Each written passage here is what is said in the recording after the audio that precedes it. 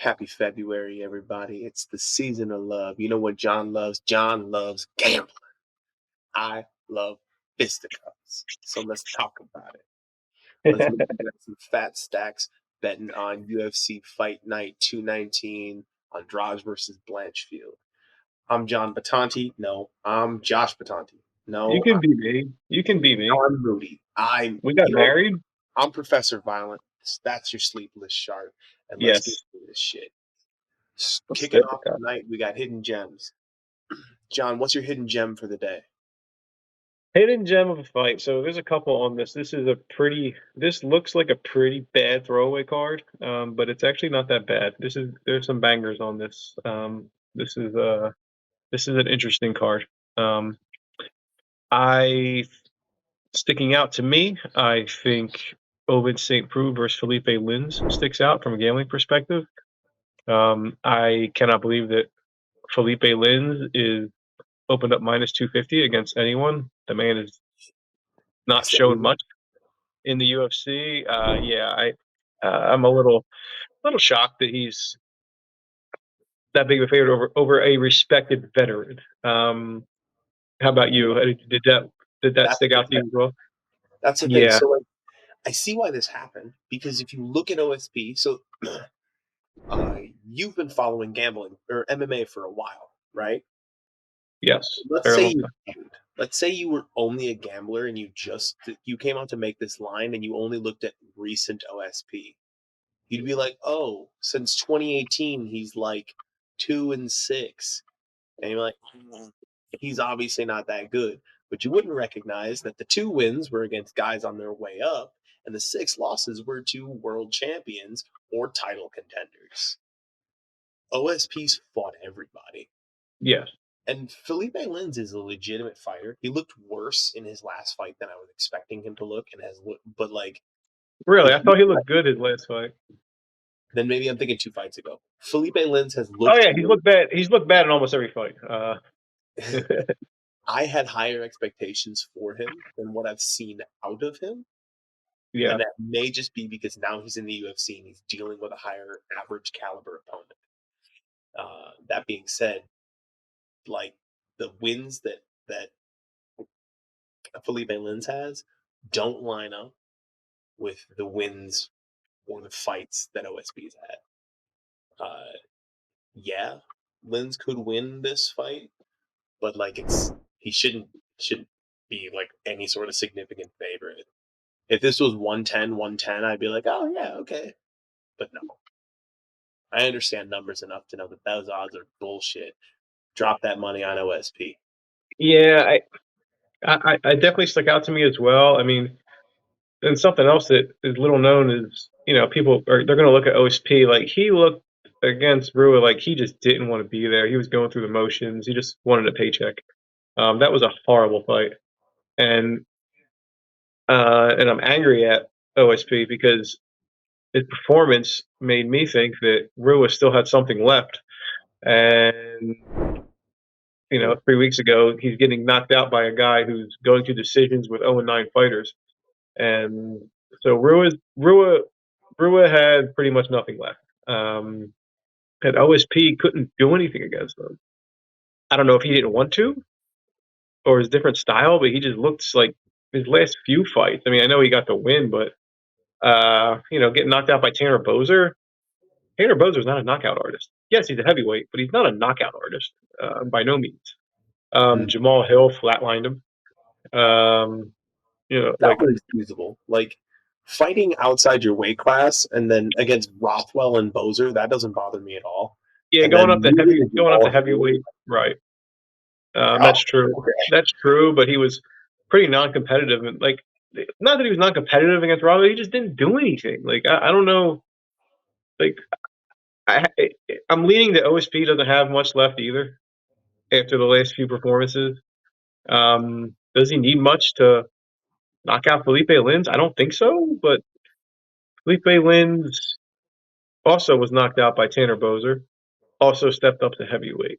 Um, yeah, he came in from PFL. He had all this hype behind him, and I'm sorry, he didn't look that great against Arlovsky. Lost a decision. knocked out by Tanner Bozer. He did look like he put a few things together against the Pragnio fight, which was like a really good scrap. And he was able to get the win. Um, I think if that guy shows up, he wins the fight based on what we've seen out of OSP. I don't know what to expect. So even though I think there's value in OSP, maybe it's not. It feels like a sharp trap, honestly. It feels like it's just, ooh, let me run and bet these guys don't know what they're talking about. But this fight's at light heavyweight. That suits Lynn's. I think that's OSP's preferred weight class too, right? Hasn't OSP fought three weight classes? OSP is Even almost. I don't think OSP could make 185. OSP is a okay, big. so just he OSP is is a big a guy. big 205er. Yeah, I kind of question what OSP wants to do in there, and even if he does want to do, if he wants to do work in there, how many rounds is he really going to do work for? Because he didn't, his gas tankers look terrible. So I don't know. From a betting perspective, I think this is a flat stay away. I just don't know if there is, but I can see where people would look at jump on like, oh, OSP's a dog. I mean, it's just a really tough one. So I'm gonna go with Lynn's to get the win, but I'm not confident in not betting it. I've never heard of I had never heard of the term sharp bet. So I've also Sharp never thought about a trap. sharp trap. But like, yeah, I could definitely see how this. Shogun Rua. I fell into it. Like, I was like, oh, well, he's plus 190 against a no name, a guy that's not good, and he walks to the octagon. You beat the line by a considerable margin, like maybe 30%. Like, oh, so it's a sharp bet regardless, and he gets knocked the fuck out, like quick. So yeah, I'm not sure what OSP can offer, but we'll find out. Yeah, that makes sense. That makes sense. All right, so the other fight, and this really deserves to be a main card fight, is Jim Miller versus Alexander the Great Ape Hernandez. There's too many Alexander the Greats, so now they're just making weird little modifications. John, what do you think about Yeah, this fight? I think this is going to be. I think this has potential to be a great fight. Jim Miller has looked boring in his losses. If you saw, his Vince Pichel fight, his Joe Selecki fight, he kind of just gets taken down and doesn't do anything. Um, Jim Miller's been probably training jiu-jitsu as long as you, and he's a really, really good grappler. That being said, at his age, he knows he's not going to fight for a title. He's not concerned about fighting in the top 15. He keeps himself in shape. He's on a really high pay scale in the UFC. He's been there forever, so he takes his fights when he can. It looks to me like when he gets down and on bottom, he doesn't. He just wants to survive. He doesn't want to take punishment. He's not trying to turn those fights around. He turned that around though, and won his next three fights, knocking out guys, knocking out Eric Gonzalez, um, who has power as well.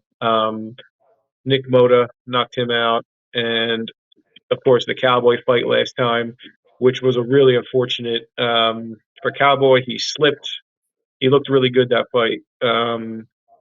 He had a slip, and Miller was able to just jump on a guillotine and lock it in and choke him out. Um, so I think the line is fair. I think Alexander Hernandez could be the favorite, but he was a huge prospect as well coming up, and yeah, What do he was a big prospect coming up. He was like minus 450 against Cerrone. He was a Yes. huge favorite. Huh? Uh-huh. Was Yeah. he a huge prospect, or did he get lucky when Benil Dariush was on the rise? Oh, I don't know. That's a good question, but all I know is he's lost. He's 13-6, but he came in the UFC with two losses max because he One. lost to Cerrone. Like he One. He he was came 7 and in. 1 when he got to the UFC. He's 5 and 5 since he's been in the UFC. Okay, makes sense. Yeah, His yeah. victory over, like, he's got two good wins. Benil Dariush and Olivier Aubin Mercier. Those two are super legit Yeah, wins. yeah. Super legit. Yeah. OAM is still Francisco fighting in the Trinaldo. PFL, and he's good. Yeah, Alexander Hernandez. Like Yeah, I'm. Francisco Trinaldo, that, like, he didn't win that fight. If I remember correctly, Trinaldo should have won that fight, and they gave it to Hernandez. Loses to Drew Dober, beats Chris Gritzmacher, who I don't even think is in the UFC anymore. He might be. I'm not sure, but I don't think he is. Yeah, he is. He lost to Claudio Puelles in December. Um, and then he beat one dude I've literally never heard of, and three guys I have heard of, Yeah, and that, lost well, to he was a three guys huge I played. favorite. That guy stepped up. I think he was like minus 1,000. Yeah, he was a huge favorite to not. He knocked him out quick. Um, and then after that, yeah, he's got two losses. Alexander Hernandez, if you watch his fights, excellent in the first round. Um, Tough on everything. Um, can't take the man down. If you do, he'll scramble back up. He'll return everything, return fire. First round, he's a superstar. When he gets out of that first round, he's a completely different fighter. Um, he couldn't keep pace with Billy Q, who fights at a phenomenal pace. But that was, he that wasn't his worst performance. He fought well in that fight. But it just seems like there's a huge talent gap when he steps up in competition. It looks like he's not a minus 250 favorite or minus 200 favorite when he's fighting. So I don't. He's got a path to victory. Get this fight to the ground and win minutes. Um, I have no idea how that plays out. So um, no bets for me. What do you think? I'm pretty sure Jim Miller should win this. Well, nice. All right. Um, I don't.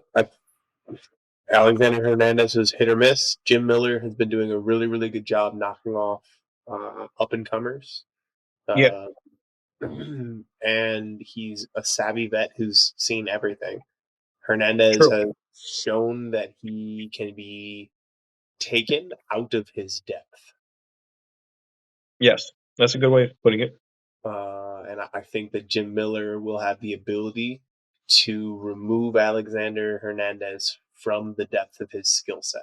Like when you take someone out into deep waters and you drown them, right? Normally we talk about that with cardio. I think that he'll be able to do that with like technique and savvy veteran skills. I don't know why he's going to do it. I get the Yeah. vibe that Jim That's Miller's going to win that's this. that's very possible.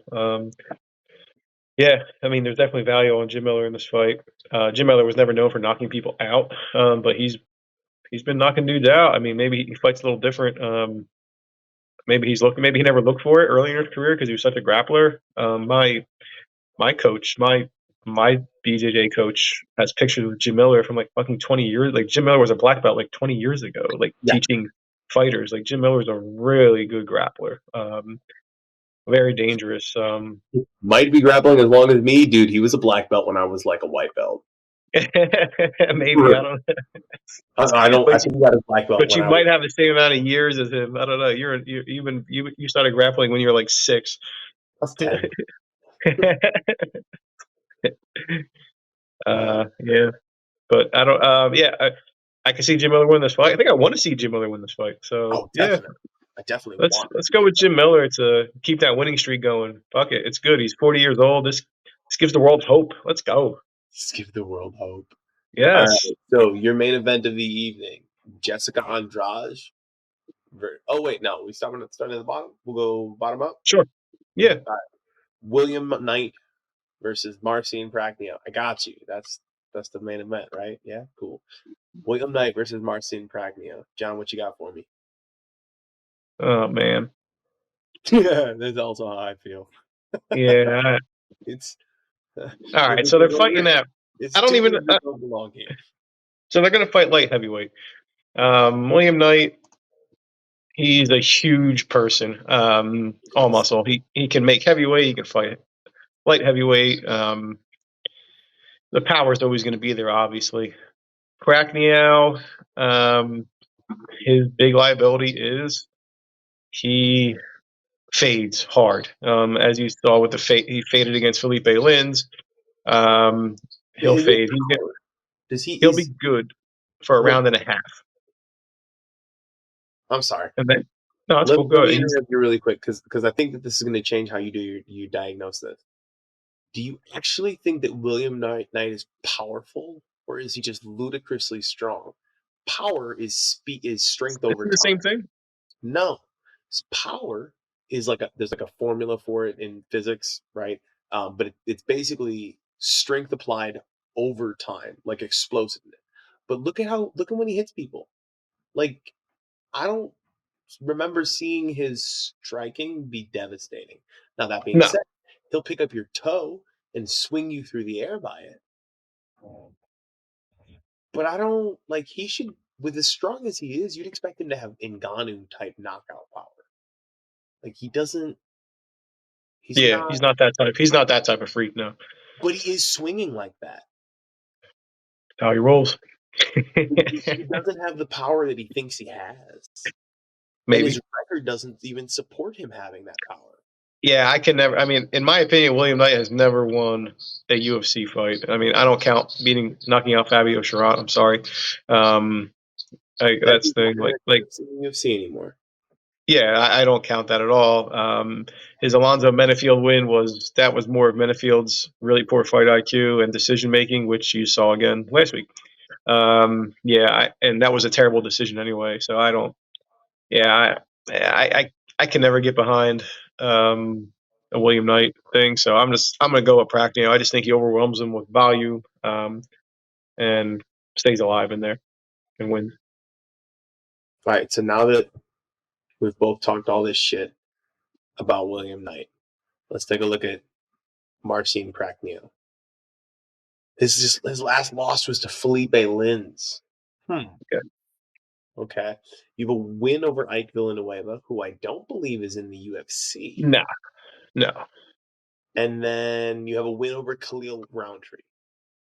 That one's an outlier to me. I don't remember that fight, but that's a legit. Like if that was like a clean sweep and he really earned that decision and he looked good at all, like that's a real sign of a quality fighter. But then before that, man, like you lost to Slow Mike Rodriguez, who's not in the UFC. I like him as a fighter. He's not in the UFC. You lost to Ankalaev. That makes sense. You lost to Sam Alvey. Man, like, homie, this dude doesn't belong here either. Nope. This is a terrible fight. And then, like, throughout the career, he's just 5-2, fighting a guy who's 0-0. This, no, man, no. Pass. Just pass. Marcin Prachnio will probably win. I'm gonna pick Knight just to have a different pick than you. Yeah, that's it. It's a toss up. Still no bets. Yeah, that's not a good. Like Not a bet. Not a. Next fight. our next fight is Josh Parisian. Jamal Pogues. Bogus. Yes, the Stormtrooper. Great nickname. Fighting out of Joe Stevenson's Cobra Kai, baby. Jamal Pogues. Where the fuck's that at? We California. are in Victorville, California. Yeah. All right. So he's coming out of LFA, and he was on the Contender Series. He was a huge favorite in his Contender Series fight. You kind of want to see. You kind of want to see the finishes there when guys are fighting in the Dana White Series and they're like minus 700 as heavyweights. You want to see a finish, but he was pretty dominant in a decision win, so I'm not going to fault him on that. His style was very wrestle heavy. Um, I don't know his BJJ background, but it didn't look like he had much of advancement once the fight was down. But he was able to just keep getting takedowns, and he won the fight. Josh Parisian's been in the UFC for a while.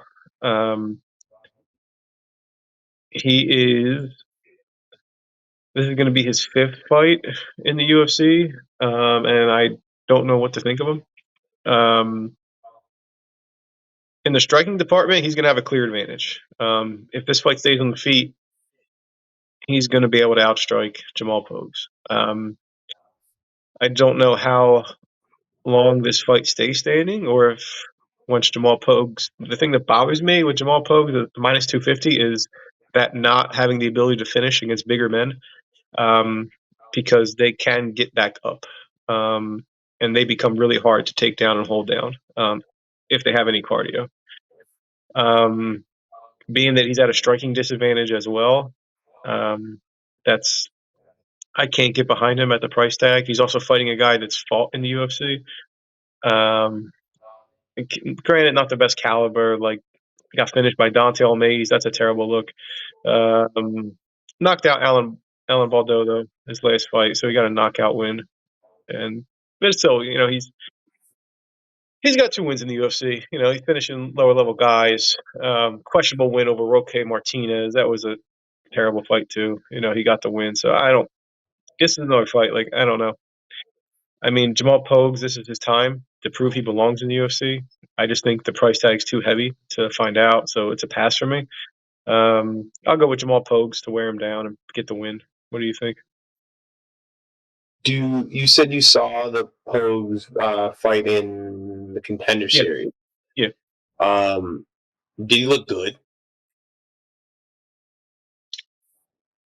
or did he just win? I meant I think for such a big price tag as he was, I think you want to see a finish. At Okay. that level. So and I didn't see the devastating ground game once it was there. I didn't see that ability, so I don't really know. He got a contract, but I think that was the card where Dana White was aggravated and said this was shitty.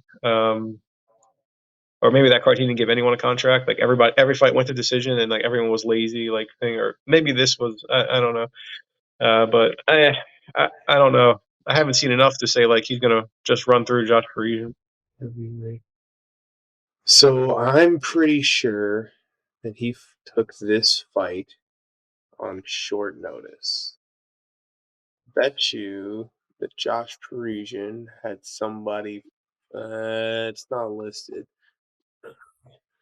Uh,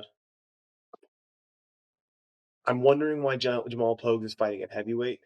He's not normally a heavyweight, right? So what's going on there? Um, did was his Contender Series fight at heavyweight? Yeah, Oh, it was. Hmm. We're waiting at 248. Jesus. Okay. All right. Only getting bigger. If he has a legitimate heavyweight body, I think there's no reason why he shouldn't take down Josh Parisian, and it should be a pretty one-sided victory. But if he is still built like a light heavyweight, and just is a little out of shape, not even a lot out of shape, but just really shouldn't be a heavyweight, then Josh Parisian's going to give him problems. But his takedown offense is a lot better than Josh Parisian's takedown defense, yeah, and the numbers support him being pretty relentless in that regard. Um, he's got victories over some pretty good regional level guys, or he's competed against some pretty good regional level guys, and he went to Contender Series twice. Both times going to decision tells me that it's likely he didn't even get signed the second time, which is why I think this might be a short notice fight. And I think that might be why he's fighting at heavyweight. Because when I look at his career, more often than not, especially at least in recent years, he's been competing at light heavyweight. I yeah. don't know why he would go up to heavyweight now unless he's looking at like who's the giant Jack Brazilian that's smashing heavyweights, even though he should be a 205er. Unless he's looking at that and thinking he could keep it. Jailton Almeida. There you go, Jonathan Almeida. So I'm gonna pick Jamal Pogues, but I would not put money on it. Okay, yeah, I agree. Um, all right, co-main event. I never thought of like Jordan Wright is in a co-main event. Your boy, your favorite fighter, My favorite fighter to make fun of, dude. I the should love UFC. Beverly Hills Ninja, is in a co-main event against Zach the Ripper Polga. There's so much about him that I should find delightful.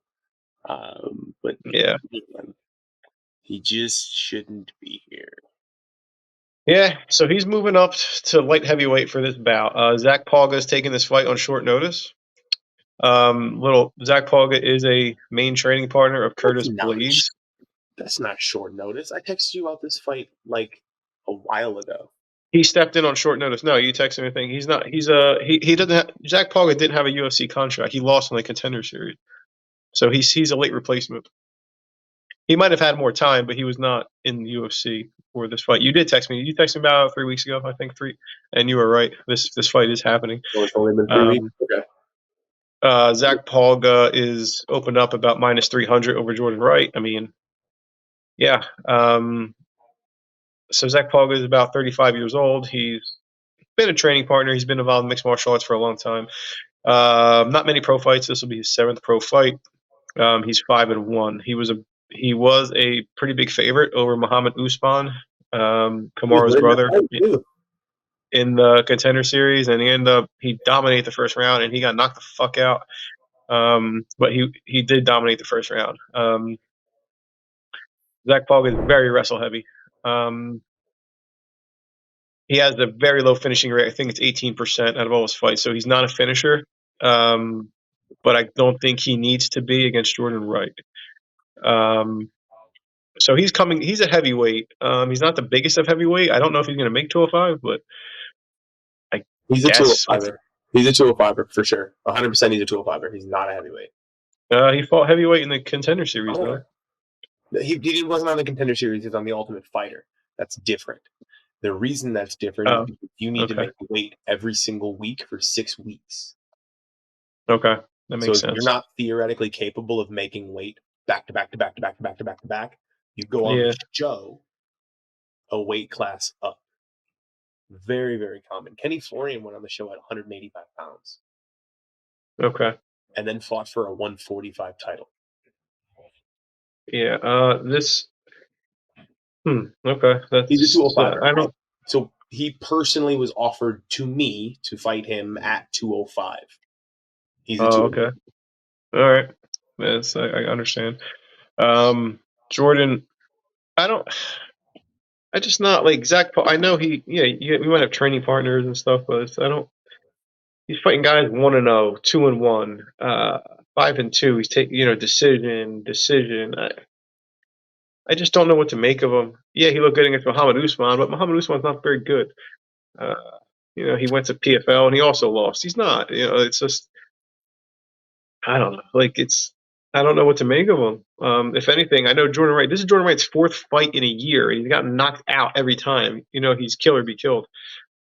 He showed a little improvement his last fight. I thought he showed a little more control and smarts in there. Uh,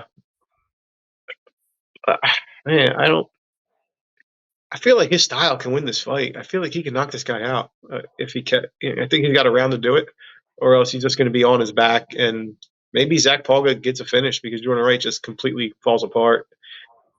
No gas tank, like just yeah. I don't know. This is a really they're fighting at light heavyweight. I don't know what version of Jordan Wright is fighting at light heavyweight. I assume he's still going to come out guns blazing for a round and try to finish this fight.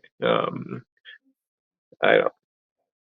Who wins this fight? You know this fight. Come on, who wins? Zach Pauga smashes the Beverly Hills Ninja, and it Smashes makes him me up. wonder why John talks for a full 5 minutes about it.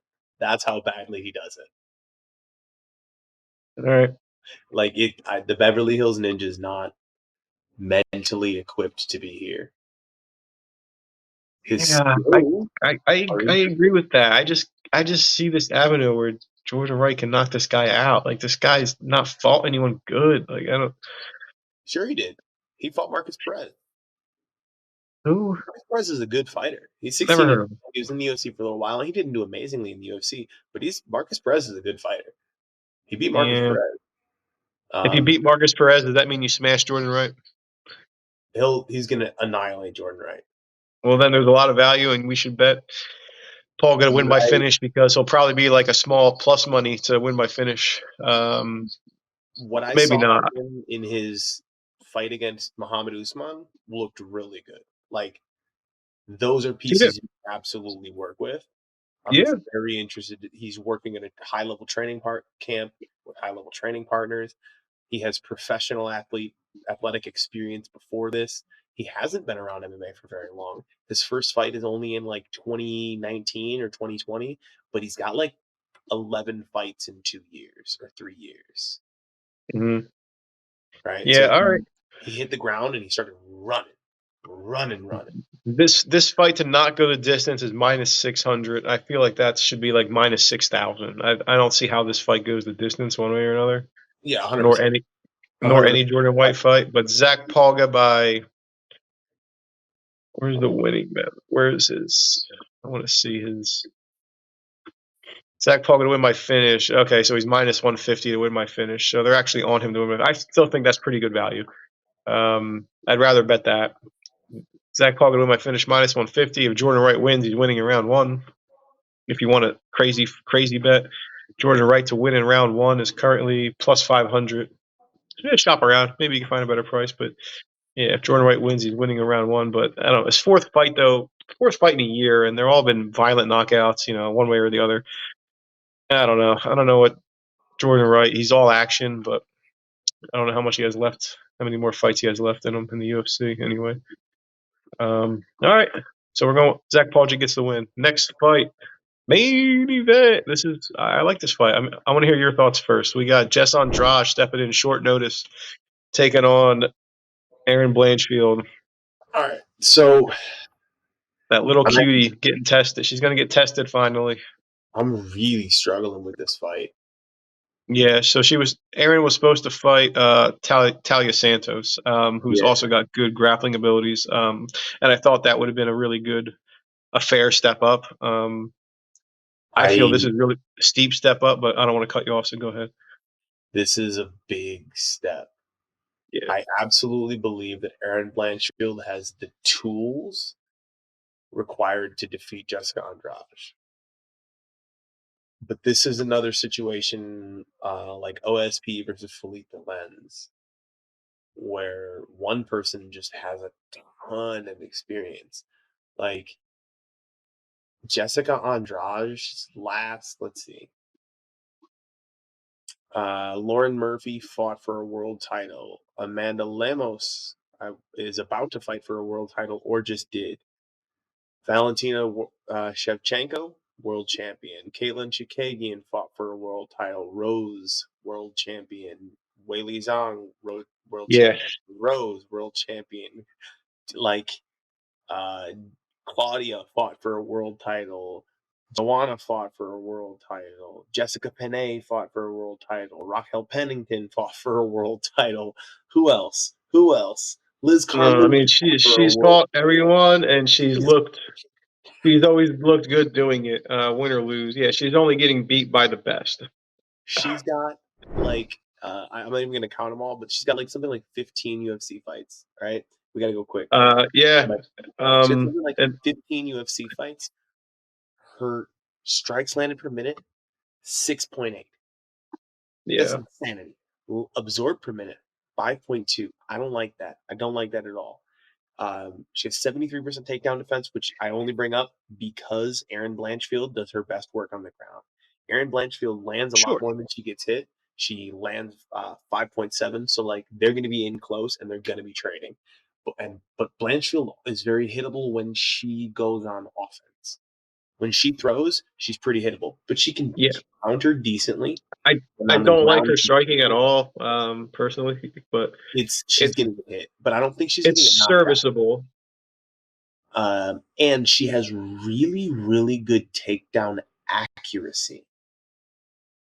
And I say it that way because it's not even necessarily that she has the best wrestling. No, she doesn't. She But struggled against JJ Aldrich. She lost round one against isn't JJ Aldrich. it's not Um, like she she's just got like caught. abused. JJ Aldrich got caught in a standing arm, high elbow guillotine and thing. So the fight against Molly McCann just told me nothing. I mean, she was supposed to smash Molly McCann, and she did. So it doesn't tell me anything. I don't. Yeah, Molly. I, it's not. I like Aaron. I think Aaron Blanchfield is really good. Um, I think in 2 years, Aaron Blanchfield will win this fight. In it's 1 year, just. she might win this fight. Tomorrow, I don't know, man. I don't know. Yeah, I mean, since Andrade went down, I mean, she crushed Cynthia Calvillo. Like no one can get Jess Andrade off of her, off of them. I mean, she just chased Calvillo down and went to put her out of there. The Lemos fight, which we didn't get to see a full fruition fight, but that was a pretty sick finish. A standing arm triangle choke, and Amanda Lemos is really good. I still think Amanda Lemos can be the champ of this division. Um, yeah, she was supposed to fight Manon Fiorot, which would have been awesome to see, but that got canceled. I mean, she crushed Lauren Murphy. That was oh my god! Stop! I wish they stopped that fight. Like she was crushing Lauren. It wasn't even competitive. I mean, and she just chased her around. Oh, B. Hello, B. Who wins? Number one or number two? You Jessica or Aaron? Who wins? Jessica or Aaron? Who looks like their mommy now? Who's starting to look like their mommy? Louisa. This is actually the one that looks like me. No, Bird looks more like you. Right? No, not at all, man. He's a To spitting me, image it of does. her. He don't look like me at Nah. all. He Yes, looks he like somebody does. else's kid. If we had a milkman, I can make an accusation. And she looks like Lady Bird. So there's like on the spectrum from me to my wife, both of them exist on the past 50% towards my wife, but she happens to be closer to me than Bird does. Yeah. But Bird's like 87% Crystal and 13% Josh. Anyways, Yeah. I we I'm were still saying not Aaron. the he'd be I don't know what to make. Like Jessica Andrade did struggle. She did struggle with Valentina's wrestling and grappling. Valentina was really able to take control and pound her that way. And she initiated wrestling in that fight. I just don't know. I don't know if Aaron Blanchfield is strong enough to get Andrade down and keep her down, or submit Andrade, who's also a very high level jiu-jitsu ace herself. So I'm unsure about that. If the fight stays standing, Jess Andrade runs away with this. In my Yeah, opinion, this is a 5-round fight. Aaron Blanchfield has never fought 5 rounds, I don't think. Uh, but she's never fought 5 rounds against someone of this caliber either. Um, yeah, I don't know. I mean, when Jess Andrade opened like minus 130, I was like, oh my God, that's crazy. And that immediately went to minus 200. Now it's about minus 150 for Andrade. So the people are behind Blanchfield, the public, and you always fade the public. Jess Andrade crushes Aaron Blanchfield. Knockout. Jess Andrade by finish. crushes. Crushes her, finishes her, yeah. I struggle so I much wouldn't with lay it. the Um, juice. I don't want to lay the juice with Andrade. Oh, she's minus 130 on some sites. So let's see. Method. Andrade by any finish. Plus I'm 120. So it's a real small gap. Uh, I absolutely believe it is worth your money to bet on Aaron Blanchfield. I do not actually expect her to win. I I don't. I think you have to get a better price. What's But the price? I don't know. it's down. Oh, right. So it opened up minus 130. It went to minus 200 for Andrade, and now it's back to the pre Jess Andrade minus 130. So, and if I look at the stats, the public is betting Aaron Blanchfield, which is always the side you want to fade. You always want to fade the public. So yeah, stick with Jess Andrade here if you're going to bet it. Jess Andrade minus 130. That's great value, even if she loses. I am the MMA Sleepless Sharp. That was Professor Violence, also known as the Josh Moody. If you're into jiu-jitsu wrestling, check out his videos on bjjfanatics.com. That man is an evil genius. Signing off. See you next time. Like a friend, tell a friend. Like, comment, share, subscribe. If you want any more information, hit us up. The email is on the channel. If you want all of our picks, our algorithms picks, we'll give them to you every week. Please. Talk to you soon.